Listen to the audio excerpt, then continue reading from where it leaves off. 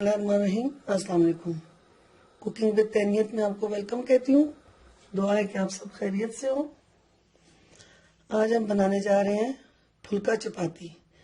Friends, आज मैं आपको फुल्का बनाने का एक नया तरीका बताऊंगी कि किस तरीके से आप उसको तवे पे ही पकाते हुए सारी तरफ से सुर्ख कर सकते हैं। बहुत ही मज़ेदार और बहुत ही नया तरीका है, आप जरा इसको सीखें। ये देखें, इसके लिए हम सबसे पहले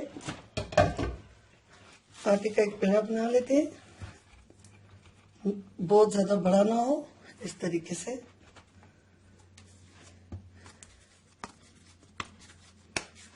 पेड़ा बनाने के बाद आप इसको ढांप के 4 से 5 मिनट के लिए छोड़ दें, तो फिर ये बहुत मजे के फुलके बनते हैं इस तरीके से।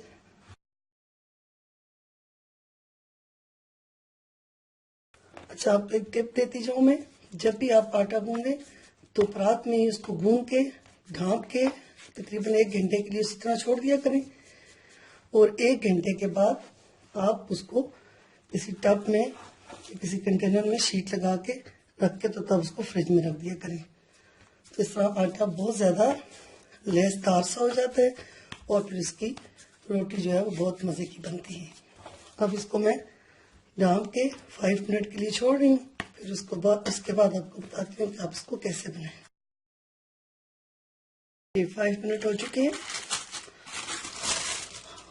ये हमारा जो आटा है ये बहुत ज्यादा नरम हो चुका है। अब हम इससे किस तरीके से रोटी बनाएंगे ये आप देख लें। इस तरीके से आप इसको पहले हल्का सा दबा लें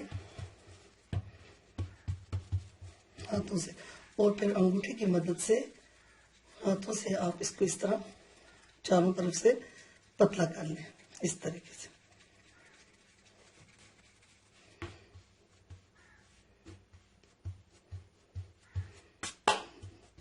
बस इसको कुछ सेकंड के लिए इस तरह छोड़ दें, फिर इसको बेलन के जरिए पतला कर लें।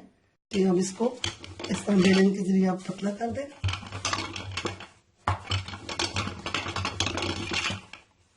चारों तरफ से बेलन चलाएं। बेलन को बहुत ज्यादा दबा के ना चलाएं, फिर उसके साथ चिपक जाता है। इस तरीके से साथ साथ इसकी शेप को गोल भी करते जाएं।